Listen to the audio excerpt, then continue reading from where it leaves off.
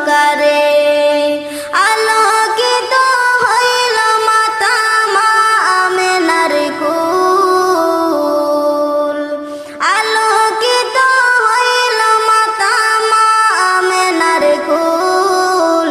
সকল নবী হইতে শ্রেষ্ঠ আখেরি রাসূল, তুমি কোন বাগানের ফুল।